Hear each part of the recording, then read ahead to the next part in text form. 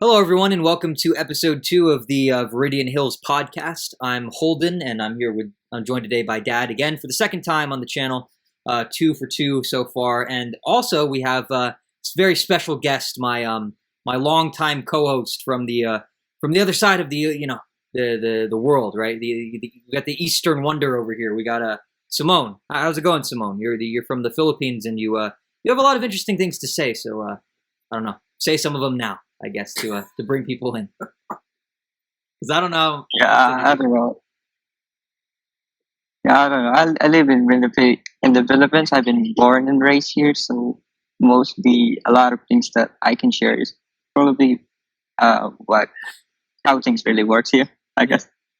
Yeah, let's get the real scoop and all that. So we'll start off with an introductory question. I should probably ask this to everyone. I didn't ask this to you, but I'll ask this to you, Simoun. Who are you, and what are you all about? How would you describe Sage Simoun? Why should anyone give a shit about you? Yeah, first because I'm Filipino, maybe yeah, and also that name comes from a book which probably has a lot of contribution during the times of enlightenment in the Philippines during the Spaniards when they colonized us, especially the two books that which helped the Philippines get out of the colony of Spain and whatnot. And also, you know, Filipinos are pretty diverse. The culture is there are a lot of things that are derived from other cultures, which make us as Filipinos. Okay. And the book you're talking about is that would be Nali Me Tangere, which means the social cancer. And that was written by Jose Rizal, right? So who is Jose Rizal to the Filipino people? Is he basically your guys' version of like Charles Dickens or Ernest Hemingway, someone like that, like a national writer, poet, voice, whatever, however you describe it? Like, what's your guys' relationship to him? He is our national hero. People argue that it should be Andres Bonifacio because Andres Bonifacio is the head of the Katipunan, which is the group which really engaged into this movement to fight over the Spaniards because of a lot of injustices that have been done.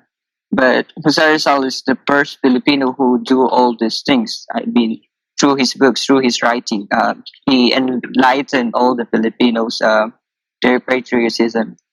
Okay, so he helped give you guys like your own sort of identity, like separate from any of the colonial influences. Like, so instead of just inheriting whatever the Spanish forced upon you, or whoever else. Who else were you guys colonized by?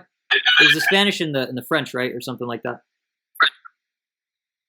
Yeah. The Spanish, the British colonized us during the 300 years, maybe by 150 years of the colonization of Spain, I guess, and that's only last for 2 years. Well, in the Japanese, so that too, right? During it World War doesn't. II. Yeah, and also the Japanese and Americans. Oh, okay. So out of all the colonizers, which one is your favorite? If you had to pick one. Yeah, maybe the Spanish.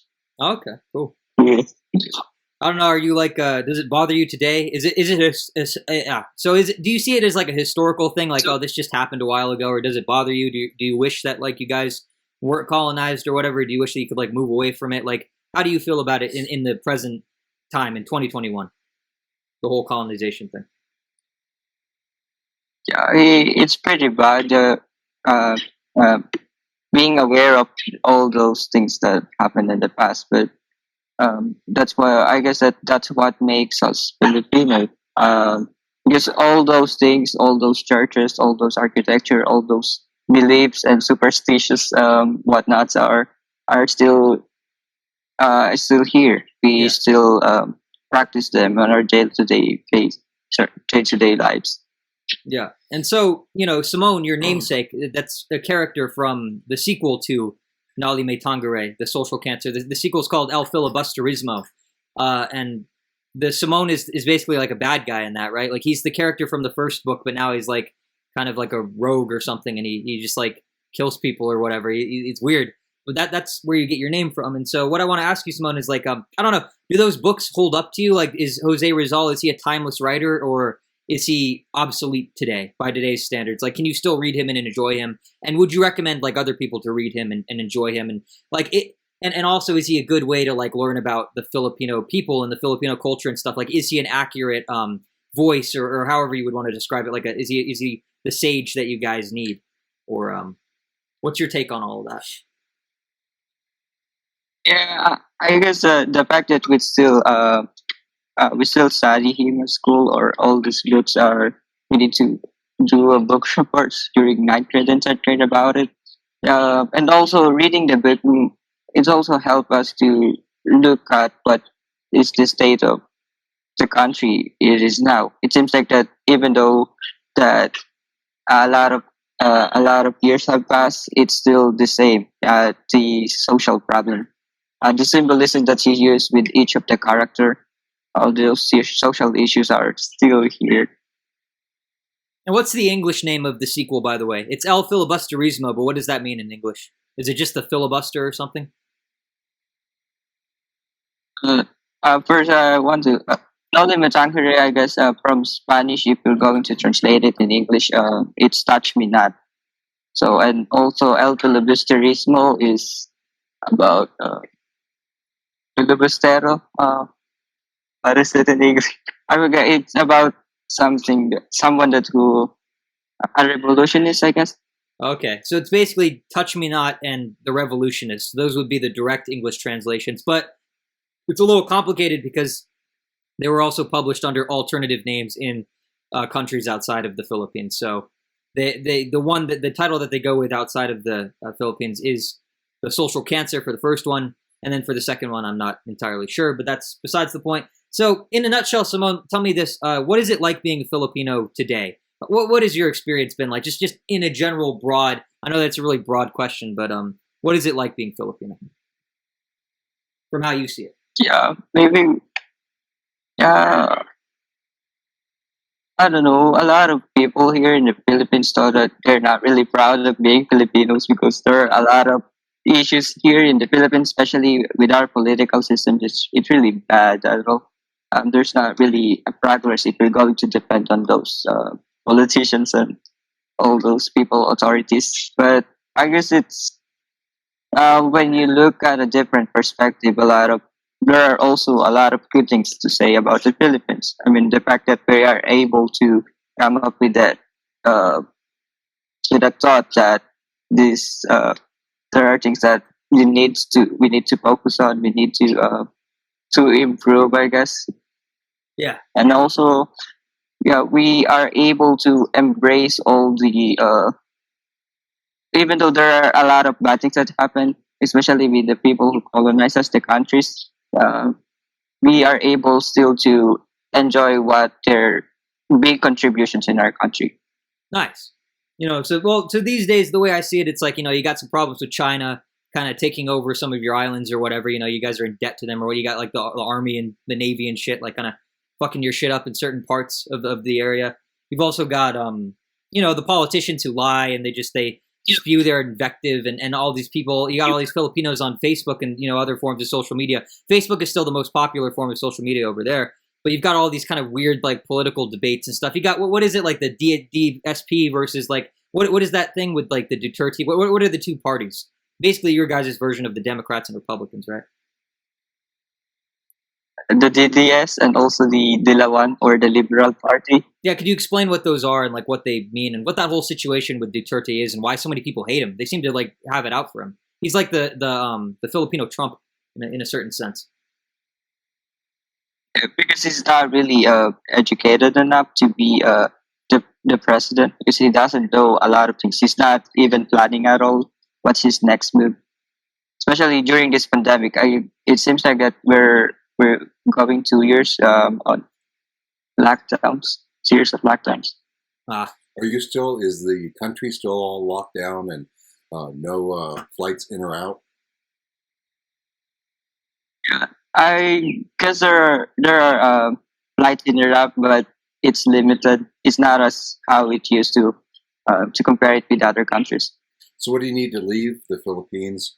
right now, or what do you need to visit the Philippines? Do you have to have permission, a reason, a need to come in, or is there tourism open back up again if you have a vaccination card or if you quarantine for 14 days? Can you still come visit, or that's still closed off? I watched the news last time. I guess they open different bubbles. They call it bubbles for example, they call the tourist spots in Visayas or in Mindanao, they call it bubbles like Boracay or Cebu. Those are the only places where tourists can go. Okay, So so it is open for the tourism. um, when you are vaccinated, I guess you only need to quarantine for a day and you're good to go. Okay, okay. Nice. So yeah, what was so there was something weird we were talking about off camera once, about your school system and stuff. You don't like the educational system there in the Philippines. You were talking to me though, you were talking about how like some of the teachers like place bets on students. Like they use students for like to play lottery with or whatever, and they bet on like which student is gonna be more successful than the other, like which student's gonna have a higher GPA than the other. Like what's going on with that? It's kind of fucked up, isn't it? Like why is the system there so jacked? Like I just don't. It's weird. Yeah, I guess that's where our school is now because there are only 2 weeks left before the graduation, and that's where what they are doing. They're doing some magics and weird shits to boost some students that they like And get what into are some the top. examples of that weird shit though? Like, what do they do to prop up certain people that they have like, I guess, biases towards, or like, how's that process work exactly? Because our school only has limited teachers, so some of the teachers has 3 subjects or classes with us, so they can boost whoever the students they like Ah, in those 3 classes. and how like what are the relationships between students and teachers like? It seems like over there you guys are a little, in my opinion, in my personal view, it seems like you guys are a little too close. It's kind of weird. It's like the teachers just sort of like you've told me before in the past that teachers like they'll just randomly give you like weird life advice or they'll like ask you about like your friends and stuff. It's kind of like creepy to me, but I don't know. Maybe you guys see it a little differently. But it seems like to me it seems like the students put way too much credence into the teachers like opinions on things and stuff. It seems like they take them as like too much of a trusted like authority figure, almost based on nothing. You know, it seems weird. It's like they seem to sort of blur the lines between professionalism, I guess, in terms of like the academic environment and the personal environment, like the personal lives of the students. So I just want you to kind of give me a run through of like what that's like in your view. Like why are the relationships like that? Why is the atmosphere like that? Because here in the US anyway, I mean, and I'm sure in a lot of westernized countries, it's like, I don't know, you show up to class, you do your work, and then you kind of leave. It's very rare to have like a really, like, I guess, like, let's say like a Robin Williams-esque kind of relationship with a teacher. That's why those things are exceptional. But it seems like over there, it's like you guys are all buddy buddies. It's like you see them as like your older siblings almost. So I don't know. What's your take on it? I guess because the teachers has a lot of they need to do they need to ask us some favors, especially example they even ask some of my classmates to make the grades to compute the grades for them, so they need to make that better buddy system for that to work. Yeah. And you'll be graduating soon. So I don't know, overall, like looking back, how did you like your high school experience and stuff? How was it? Was it what you expected it to be, or did it go Yeah. a little differently? Or I didn't expect it that it would be this tough, I guess, especially during the pandemic season. That basically our middle school here is 4 years. We call it junior high school, so I mostly consider that most as more of a high school experience than how is it now in the last 2 years of high school, which is we call here senior high school. okay, so you guys do it a little differently over there. Cool.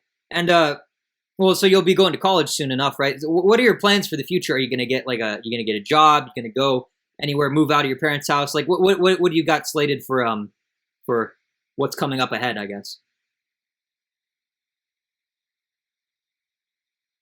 Um, Technically, we don't usually go out of our parents' house or move out. when we reach a certain age, you can stay as much as you want with your parents, I guess.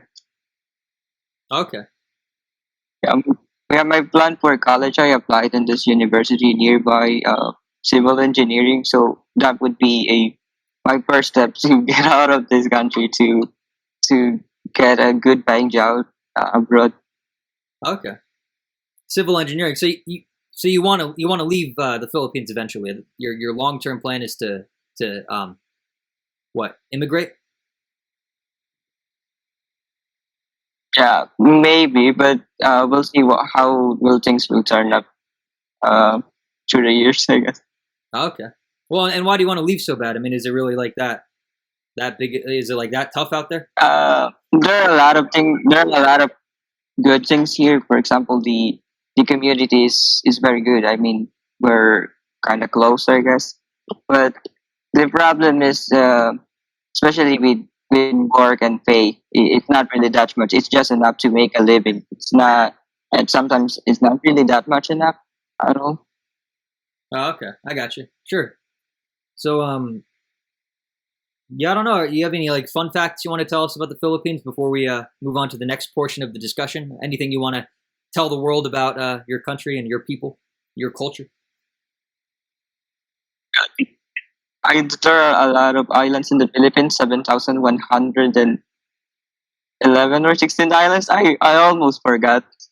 But the Philippines is there are three major island groups in the Philippines. Where I live in, it's in Luzon, and the next one is Visayas and Mindanao.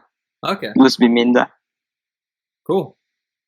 So yeah, Dad. Dad, you've been around the world a lot, and you know a lot of people. And growing up in California, California has a lot of Asian, I guess, diaspora or whatever. Like people sure. of Asian descent, and you yourself are you're Thai, so Yeah, so are you. Yeah. So your family immigrated to America, and then they settled in California, and Sure. so there's a community that you have some experience with the Filipino people and everything, right? Yeah. Like, what do you think of the Philippines in general? Let's start with that and then narrow it down based on what you say. But what do you think of the Philippines in general? Baseline, what do you think? Baseline, I'd have never been, but all my Filipino friends, every Filipino person I've met, I've always been a friend of.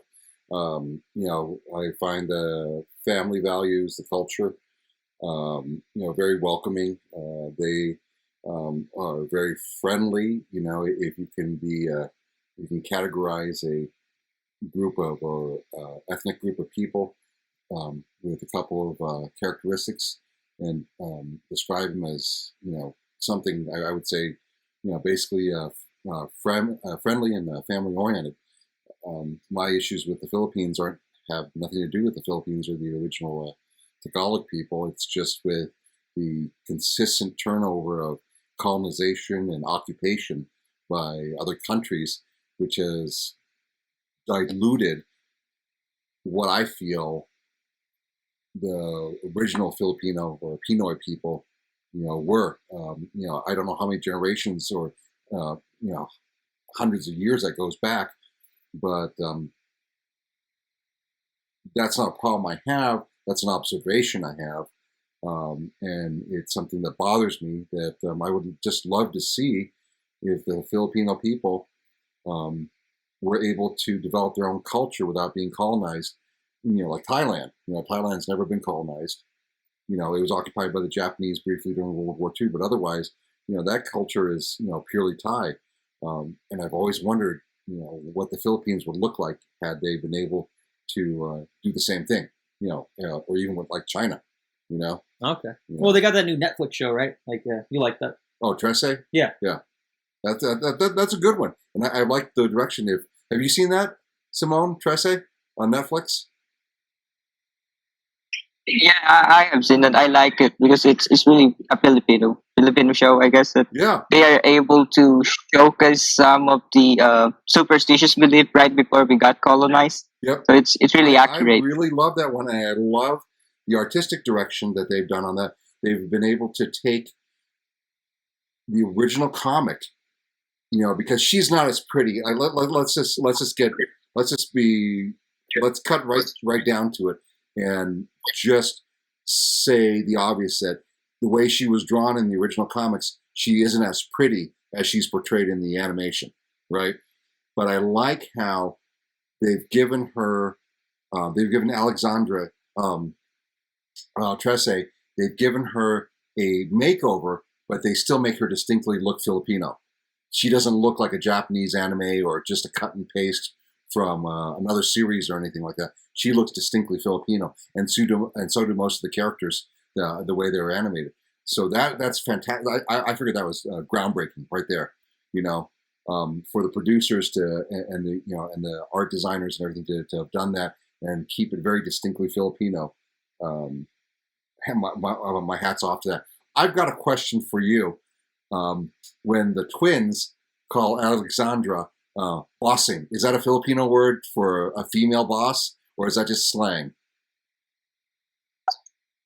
Yeah, it's just a slang. You can call anyone here as bossing. I mean, Bossing? if Okay. you look high up to them, you can call Okay. them as bossing. I can call you bossing if you want. No, I just never heard bossing before. You know, I heard boss, but bossing, adding the ing at the end, I suspect that's purely Filipino then. Yeah. Yeah. Also, one thing that I like there is the places. It's also accurate, especially the opening scene. It happens all the time that MRT stations always didn't work out well Yeah, most of the time. Oh, hey, can I'm going to ask Holden here a question for a second. Can we mute this? What? Mute what you and I say, so it doesn't get recorded. No. No. Okay.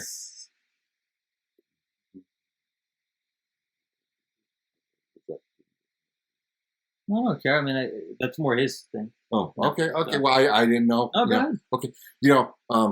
If you didn't know, directed one of the episodes and also was involved in the drawing and the art for the rest of the 5.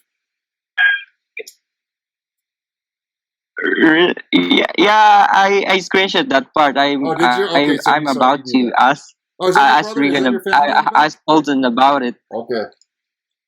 I have to write down the timestamp. You said his name when you said my uncle, but you said his name. I did So not. I'm sorry. So I'm gonna have to. Okay. I'll save the Yeah. timestamp. Yeah, sure, that's fine. We're figuring it out as we go Right. along. I'm gonna refresh my drink. I'll be right back. Sorry about that. So Okay. you just edit that out. Yeah, I'll it's not bad. Okay. I guess it's just you and me for a bit, Simone. So speaking of Filipino slang, there's this word called what is it? Pek pek. Like, can you explain to the audience what that means? What's a pek pek?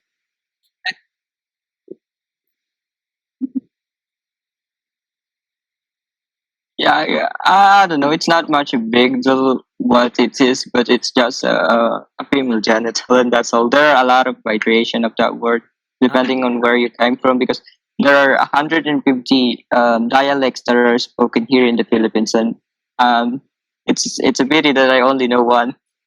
Well, it's so fun. It's like I ask you what the Filipino word for vagina is, and you somehow managed to make it the most humorless thing possible. So thank you for that. I appreciate it. Oh, really? But yeah, I don't know, Simone. Oh fuck. What's your favorite Filipino food? Because people always for some reason, people always like to talk about food. So, what were some of your favorite distinctly Filipino dishes? What's some Filipino cuisine that you would, and also some that you would recommend to other people? So, if someone's coming there for the first time, and they go to Cebu or something, and they want to get some premium native food. What are some things that you would recommend they try first, and why? What's some of the best of the best?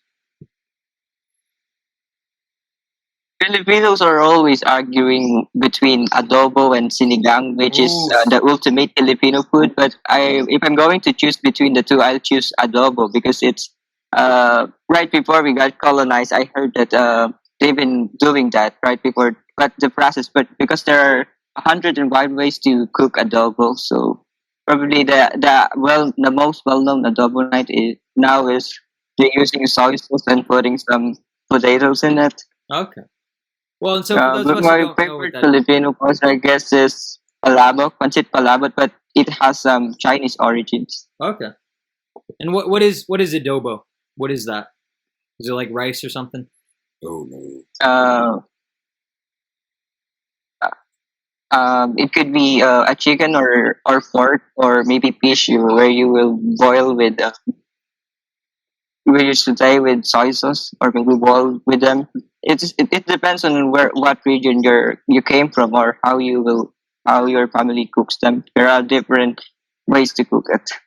Okay, and then what's palamo?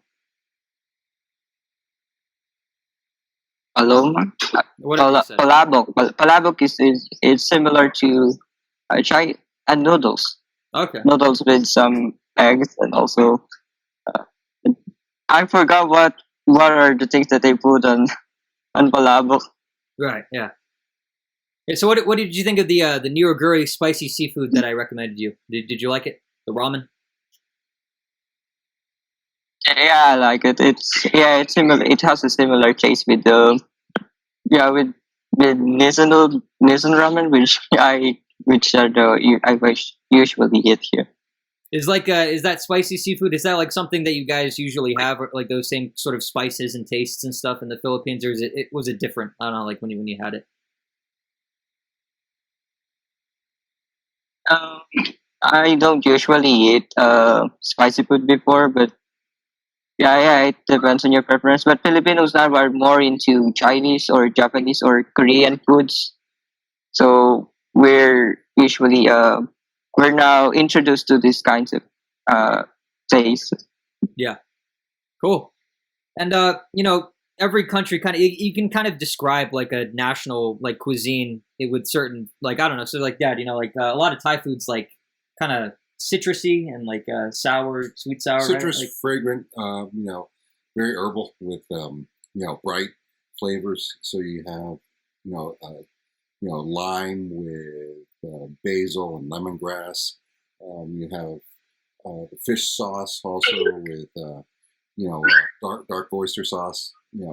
Things like that. But I don't know, Filipino food.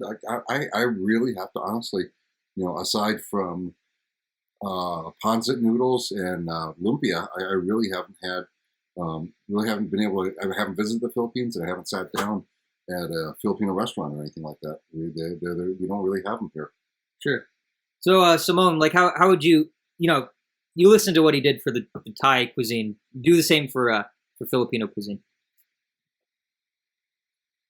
It's not actually come for me, but I most of the reviews I watch about Filipino food they say that it was greasy, especially adobo, caldereta, mechado, and usually food that are served to tourists or during festivals. Oh, okay. But so if you had to like profile the cuisine there, how would you describe Filipino cuisine in a nutshell? What flavors, what spices, that sort of thing. It's actually we make a new variation out of Chinese or maybe Spanish dishes that we learned from the past, I guess. Oh, okay. Now, everybody, the Filipino thing that everybody knows is balut, right? So, have you had it yourself, and what do you think about that? Do Filipino people really eat that, or is that just something that tourists get shown as a novelty? No, I guess all Filipinos love sweet balut, but I don't really love it. I only eat a certain part of it because uh, the chick it doesn't look that good and it's kind of gross. Okay, all right. Well, and what is balut for those of us who don't know? Oh yeah, please describe to Holden what balut is. Well, I know what it is. A dark embryo. So it's like what baby? It's like duck abortion or something. Yeah, somehow. You don't like the way it tastes? Yeah, yeah, it tastes good, especially the water part of it, and also the yellow one. Okay. I don't know So it what tastes that good, thing but is just called, the idea but it of it tastes and good. the look of it just doesn't. It's not your favorite.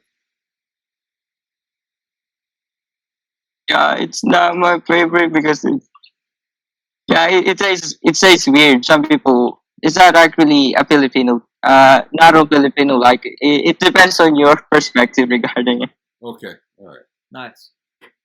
Well, so we've talked about the Filipino people, the Filipino culture, and so on and so forth. But Simone, I want to get your take. I want to get your impression on. I guess we'll do it the reverse way, right? So, you know, big boy over here is from Thailand. So, what do you think of Thailand, Simone? Like, they're your neighbors, right? You guys know each other a little bit. Like, you know the golden elephants and everything, like, and the king and all that. King and I musical, and I don't know. They have food there too. So, what do you think of Thailand and the Thai people and the Thai culture and all that in general? Everything Thai, basically. I'm not I'm not familiar with Thai food, but I'm familiar with the Thai culture because there are a lot of shows that shows us uh, review shows that talked about the Thailand here before when growing up. So I'm familiar with the rich culture. Just like your dad said earlier, it's just the Thai people are able to preserve their culture, but the Filipino doesn't really have a Filipino thing that at all. I mean, to compare it, most of the things that we enjoy, most of the food, the culture itself, it's basically based uh, on the other countries which colonize the Philippines. Okay.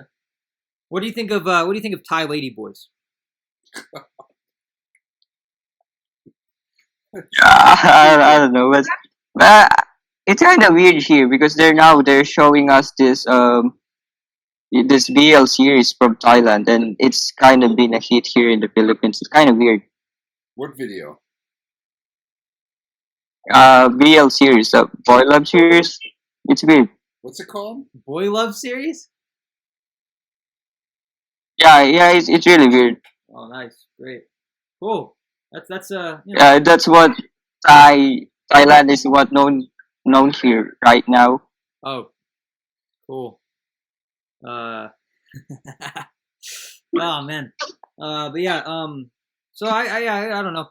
So if you don't know too much about like the Thai, like what are so you have your neighbors, you have Malaysia, you have like China and all that. Like what are your like Asian like neighbors? Like which ones do you guys like? Which ones are the most important to you? Because I mean, obviously you can't think about all of them at the same time. Like you're not constantly thinking about Indonesia and Malaysia or whatever. It's like so which ones do you guys like have the closest kind of associations with, generally speaking? Maybe Korea or Japan. Because way back then, when the Philippines is has a good economy, the Philippines lend the Korea some money, so they are able to develop as a country as who they are now, I guess. Okay. So that's where what's such a connection is formed. So much better. And you guys have and so you guys so is like K-pop and like anime and stuff. Are those like cultural things from those countries? Are those popular over there in the Philippines as well? Yes. Okay, cool. And so there's that. So I don't know, Simone, have you ever heard of a show called Johnny Bravo? It was this cartoon that aired on Cartoon Network from like '97 to 2004. Do you know anything about that?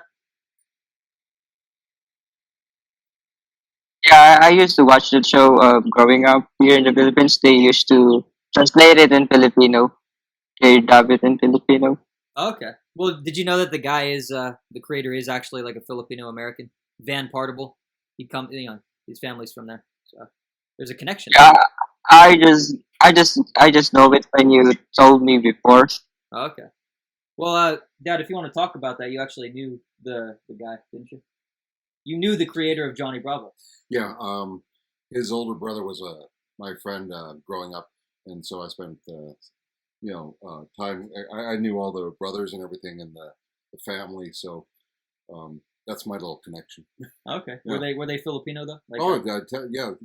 did they act Filipino though? Oh, yeah. Or were they like more Absolutely. American? No, than no, Filipino? absolutely. Okay. They're very much Filipino, and when I talk about how friendly and family oriented their family was, or how I feel Filipino people are like that, that is one of the families that I think that I was referencing when I made that statement. Okay. Yeah, but also, um, but they were stereotypically Asian as well, and I guess with Thai and Chinese too. It's just very, very male dominated culture. And, back in the 70s and, being a child of that generation, we still, we still dealt with, Sean Connery's James Bond and, all those, the man is the head of the household and, the wife has to listen to what he says. And I saw a lot of that in the Filipino culture, in the 70s and 80s. I mean, is there anything wrong with that? I'm not even gonna touch that one. Well, okay. No, I'm kidding. I know, but yeah. But that was real though at one point though. It's not just something that you see in like movies, or it's not something that like the woke people like try to use as what. Like, oh no, there is reality to it. Absolutely not. Okay. And that was when I was very aware of how Filipino culture and Hispanic culture, because of the Spanish colonization of the Philippines. I was very aware at an early. You need to carry the whole family, and it's the whole Filipino perspective, but male dominance and that. But now the Philippines is changing. They're changing in a way that they are able to more. For example, Filipino or the wives are now more engaged into getting a job, and the dads are our role is now raising the family. So Okay. there are change in the roles, I guess. The Filipinos are now much more open regarding that thing. Cool. So I don't know. Just for context, what Asian countries have you been to so far in your travels? Oh my God. Been to Vietnam, Thailand, Korea, China, Japan, Malaysia.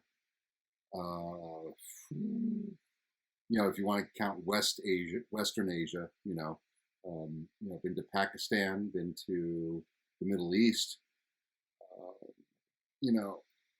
God, I know I'm missing a few. Been to Guam. Well, no, Guam's Pacific Islander. Sure. I know I've been to more. I just can't think of them right now off the top of my head. Sure. It'll come to me. But the point is that you've been to a lot of Asia. Yes. You've been to a fair amount. Yeah. So, well, what I want to know is just in your experience, what are Asian Americans generally like compared to native Asians, from the continent? What are I know it's probably like a lot of differences. There are almost. What are the differences? I as an Asian American, I would say that there's almost no difference other than Asian Americans are bilingual. Oh, really? Yeah. It's the same. It's the same good and bad.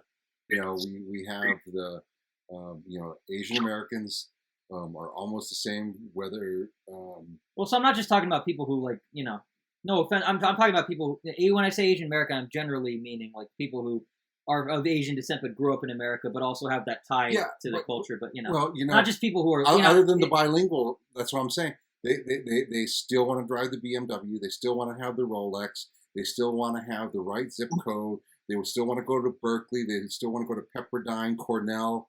They still want to go to have Louis Vuitton. They still need Gucci. They still need all that other stuff. All the negative and positive stereotypes are the same whether you're in continental Asia or North American, or the North American continent. The striving to be number one,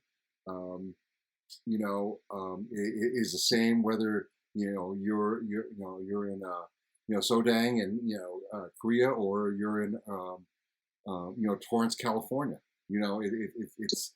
To me, that's what I noticed. Now, in China, they're starting to become more like Americans in the respect that we have Asian Americans here. Okay, this is what you're probably looking for. We do have Asian Americans here that are just happy to just chill out and relax and enjoy life, and do them. Hey, I'm just going to do me.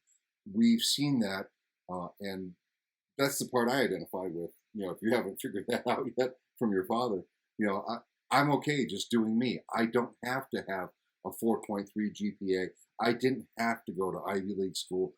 What's going to make me happy? What's going to make me happy is doing what I want to do. That's why I chose my profession.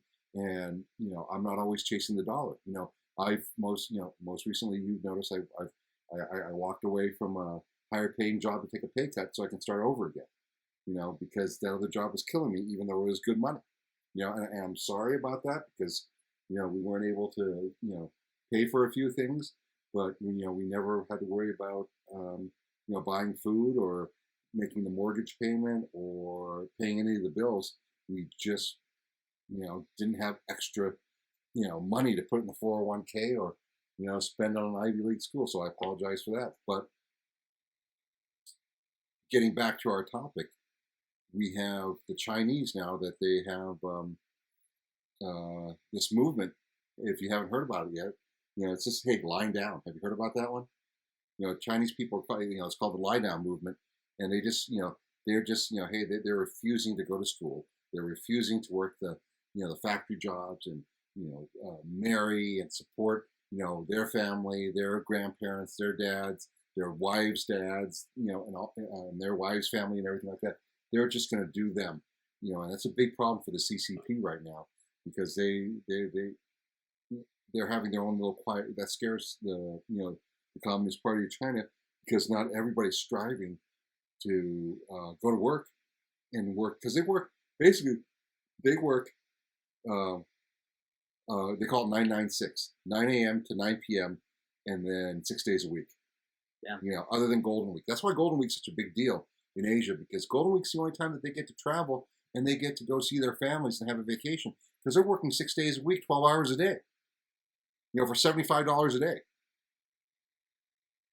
So China may not. The change of China may not come from outside pressure. It may come from inside, which I find is ironic because their two latest generations are the generations that did not have to struggle. They don't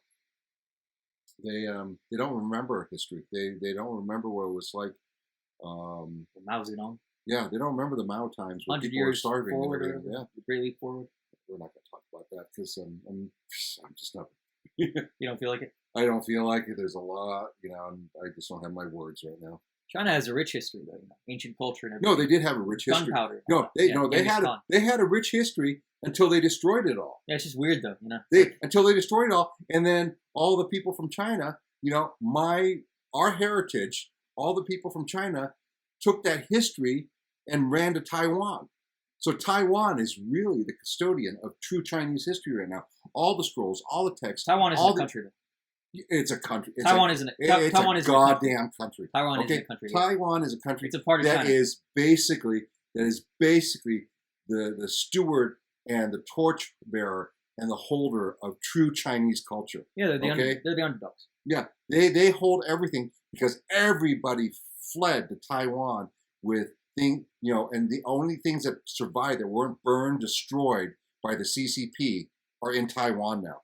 And that's why the Chinese have such a problem with Taiwan because they are more Chinese than China is. And I say that as a Chinese person too. See, I take it you don't like Winnie the Pooh very much. What does that have to do with anything? Yeah, it looks like Winnie the Pooh. Dao Jinping, the guy, the man, the man himself. No, I don't have a problem. I think the CCP. Okay, this is not me trying to backtrack or anything, but I think the CCP has done a lot of good with raising the quality of life overall on average for all their citizens. But that has also caused them the problem of the kids and the current two generations, including yours, not understanding the struggle and the history because they control the narrative on the history, and they've made so many mistakes on their narrative, the one-child policy. Now they're trying to do 3-child policy. Now they have basically a disaffected generations of male-dominant culture that can't marry, can't find love. It's just, because, if you're going to have a kid, you're going to abort the girl and you're going to try to have a son, So you have 3 generations of just sons. I mean, holy shit, there's not enough women to go around. Oh, yeah. And would probably be a problem. Yeah, and this is the problem the CCP is facing right now. Yeah. Well, that's the weird thing about authoritarianism, right? It's like sometimes it can lead to a more efficient society at the cost of certain moral and it's hella efficient, but yeah. it's the quality of life on that thing is like I don't think I would want to be there. Yeah, like Simoun, what about that guy, like the dictator that you guys had back like in the 80s or whatever, right? Like, didn't he do a good job even though he was like a Ferdinand freak? Marcos? Yeah, Marcos, right? Yeah, I don't know. It's a bit controversial to talk about him, but I think my parents are pro Marcos. I mean, they're not really engaged into any political thing by the time, but they say that they live in harmony during the time. They're not victim, or they didn't suffer from any of the costs that the Marcoses did, that which are most of these people, or especially the Liberal Party, are anti Marcos. So they are inculcating all the bad deeds of this man, and they're not really um, citing him for a lot of things that he also did. For example, we had a lot of uh, we are the greatest in Southeast Asia, I guess, by the time, especially the military forces. By the time we have enough supplies and whatnot during that time, and also we have enough money on the World Bank, which now we're not able because we're in debt. Yeah. He helped you guys with your roads and all that, and he also like didn't he like give like kids like in school? Didn't he give them like milk or something weird like that too? So he had like some weird programs that like helped people a lot or something, right? Yeah, yeah, the Nutribans. I mean, my parents really like those things, and they always told me about the good things that they enjoy during the time, even though the life is very simple. Okay, cool. So now I think something interesting about your life in particular, Simone, is that you got like that you got that like kind of rural Asian kind of like thing going on, right? Where you your whole family, like they all sort of like you and your extended family, they all live on a single plot of land and they have different houses on the land. So like your family lives in one house and your like uncle's family lives in another and stuff. What's that like? What's it like? What's compound existence like? Like what are the good? What are the bad? Do you enjoy it? Do you wish you had like a regular house with regular shit, or I don't know, how do you feel? I apologize for him. What? I'm facilitating the Yeah, discussion. right. Yeah, go Yeah, ahead. yeah. It's great. It's a great experience to live with your relatives. But at times, there are a lot of contexts that I can't explain, but I guess it's fun. Okay. Uh, what? Why do you think people do that though? Like, what's the reason why the families live that way? I don't know. I'm just because it seems a bit interesting, right? It kind of seems to clash with like modern ideas of privacy and individualism and stuff. Like, is your part of the Philippines? Is that or your part of the world in general? Is it caught up to that, or I don't know? Does it disagree with that? Does it prefer the traditions? I guess of the the ways of living from the past. Why do you guys have compounds and stuff? Well, so Simone, what I was asking earlier was about like the compound life. Why do you think people do that there? Is it more affordable to have everyone live on a single plot of land? Is it just part of the traditional ways of living there? How do you feel about that aspect of the compound existence? I guess is one way to call it.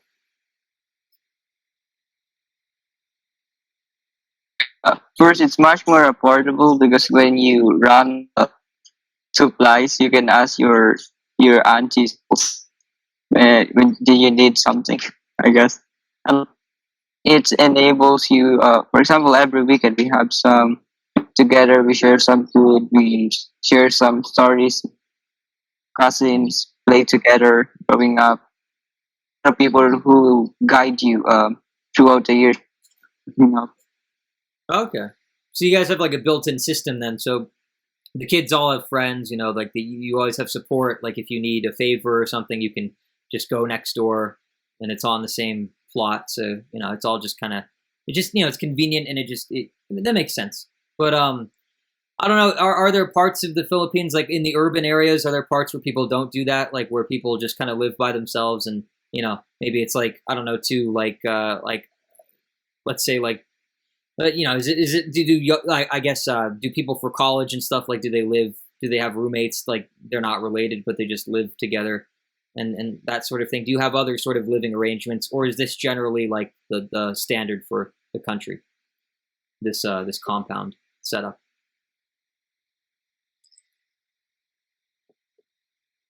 Yeah, there's not. It's not really the standard life or the setup here in the Philippines. It depends on how your uh, how your what's the family dynamic. It's also similar to the US. You can live by yourself. You have a lot of options, I guess. Okay, but so in the It's region more that of you live your in, it's the most personal choices. okay. But so in the region that you live in, it's the most common because you live out in the provinces, and there's probably a lot of differences between provincial life and urban living.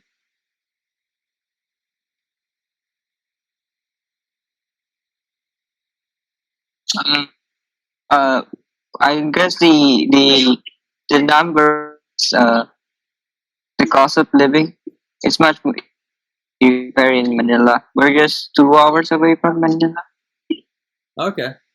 And do you think like I don't know, do you think like an outsider would have a hard time adjusting to the provincial life that you grew up with? Do you think they'd have an easier time adjusting to the city life, for example, or how do you feel about that?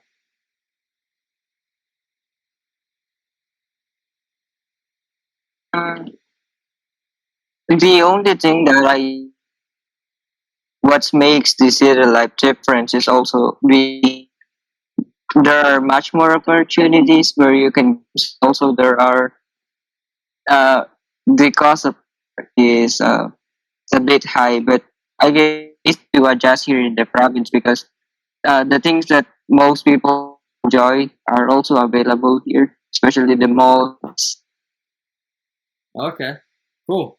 And tell me a little bit about mall culture because it seems like, I don't know, here in the West, it seems like the malls kind of died out a couple decades ago, but over there, malls seem to be the social and kind of epicenter of everything. You can get your food there, you can meet people there.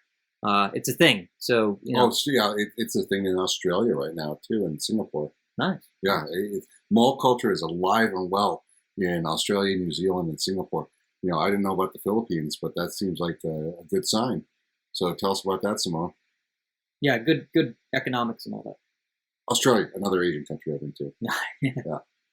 Oh, Australia is People might find it weird because there are included in the mall, for example, medical clinic, and also there are also charges in the mall. And it's just a chatter, grocery stores, everything is in the mall. That's why most Filipinos in the malls, and there are a lot more malls that are being in the city or our municipality.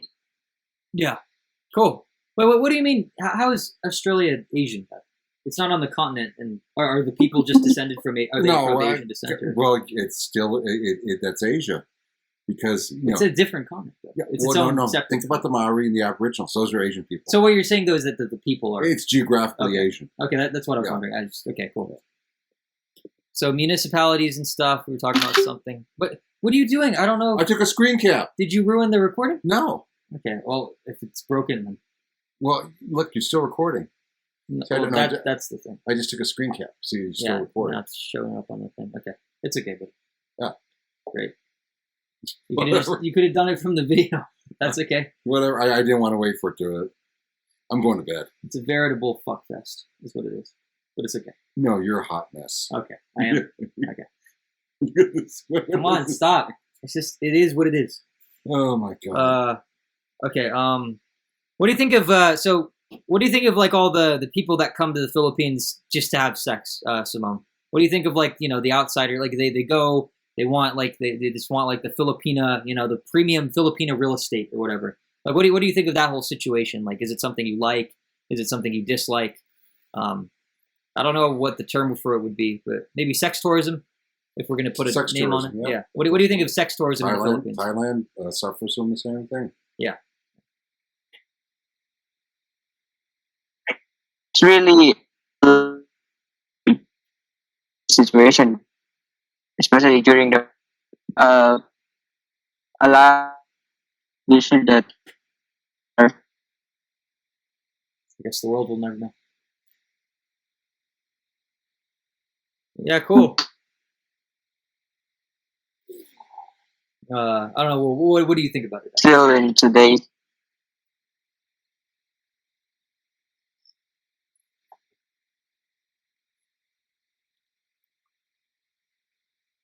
We'll let you figure out your internet there for a second there. Government doesn't didn't even have a plan on. Yeah. Your internet's kind of messed up, so we didn't hear any of that. So but that's okay. We'll just we'll let you settle it for a second, and meanwhile I'll ask you, Dad, what do you think of the situation in Southeast Asia, the whole weird thing of people going over for cheap, fun or whatever? I don't like it. I think people are taking advantage of poverty-stricken people that have no other way out. And I've flown with many men who feel that they're doing Asian, Thai, Filipino women a favor by providing them money, and they feel like they're a savior by paying women for sex, and so they really do. They really. So the white savior complex is a thing. Well, and they're basically justifying their behavior. Sure, but it's insecurity. I don't know if it's that. There may be a small percentage of people that just have no problem with that, being a sex worker, but I think those are single digits. Sure. I mean, if that, I can't say that doesn't exist, because I know human beings come in all shapes, forms and sizes, but I don't think overall the excuse or the statement that I'm doing those people a favor by paying them to have sex, because I look at these men as I'm talking to them, and they are gross. They're like balding, divorced. Oh, they're just overweight, gross, just disgusting, and I just can't. There's a certain type. For the most part, yeah, and there may be 3% of the women that feel that, hey, I'm getting paid to have sex, and this is great. They may be out there, but I just unofficially I feel it's probably single digits. So even let's just say they're single digits, there's still 90% of the people out there that just don't want to be having sex with people that probably, and I'm not going to say who that is. Yeah, and it's a certain YouTuber. And it's just taking advantage of somebody's poverty or need to survive. Are they giving someone an income that they otherwise wouldn't have, and they're able to feed people? Maybe, yeah, probably, yeah. I'd have to say that. Could we find a better way? I sure want us to. What is the solution? Just ban it? Do they have to pass legislation that bans? Because here we go. If we ban it, then how many families are we starving out that are depending on these girls to work to feed, clothe, house, a family unit. I don't have the answers. I don't know enough about it. I haven't partaken from it. So, and I don't know anyone who's involved in it as a worker. I know people who are involved in them as clients, just from the nature of my profession, my job and traveling a lot. A lot of my coworkers do that. So, I don't like it. I just, and I don't want to talk about it with them. So, and if they start talking about it, I kind of leave the conversation or I walk away. I don't know if the answer is for me to sit around and listen to it a little bit more or not. But, it's something I don't like. Sure. I mean, I'm sure the solution, probably like the broad one, is just that the country needs to develop a little more and get to a point where they can not do that. Like people don't have to rely on that anymore, where the average person. Yeah, I think that'd be great. I think just isn't in poverty. Right? Yeah. I think, but I also think that, this sounds woke, but it doesn't come from that argument or that camp.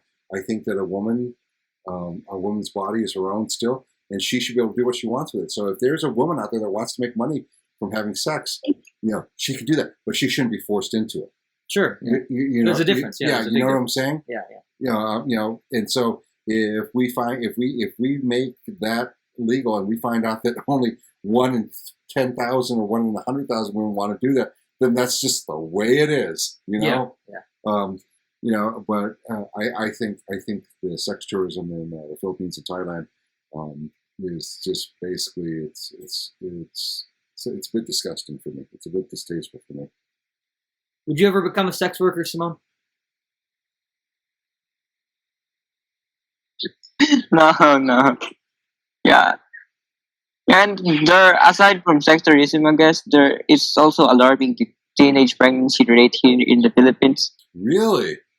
Gross. Icky. That's gross. Yeah. Have you had some experience with that, big man on campus? No, no. Ah, I gotcha. Sure. That's weird though. I wouldn't expect that for some reason. What's that? Like teen pregnancy is a problem over there. I guess it makes sense, but like I don't know, it's kind of weird, huh? I You learn something new every day, huh? no. Yeah. I don't know. So I guess we're coming to the end of it, but Wow. in short, Dad, what did you learn from our little talk with our friend Simoun? Quite a few things. It was a good talk. Yeah. Yeah. Want to do more in the future? I'm always 3-person collaborations. Yeah, as long as it's not at midnight, I'm ready to go to bed. Well, this was impromptu because Yeah. this whole thing's a disaster until it isn't, right? So it's just a matter of logging in the hours, and then eventually it'll get to a point where we can actually have some active control over it. But yeah, Simoun, what about you? How did it go for you? Did you get anything out of this discussion? Was it a worthwhile experience? Yeah. It's a great experience. I learned a lot of things which are. I have some relatives living in the U.S., but I don't have any connections with them, so I learned a lot, which how like goes there, I guess. Yeah, sure. And we'll close off by asking you that. Like we've been talking to you nonstop about the Philippines and stuff, but going the other way, I don't know. What just in general, what do you think of the U.S. and American culture? Because I don't know. What do you think of that going your way? Yeah, I don't know how I'm going to describe it in one word because now that I saw there are a lot of mixed cultures that present in the U.S. It's not really exact word to describe it. Okay, cool. Anything else you'd like to say to the people before we sign off for the night? Yeah, I hope this has been great. Okay. Yeah, say something say some like expression in Filipino that's like, bye, thanks for watching, or say something like that. I guess I don't know. Paalam, maraming salamat sa panonood. Okay, and what does that mean?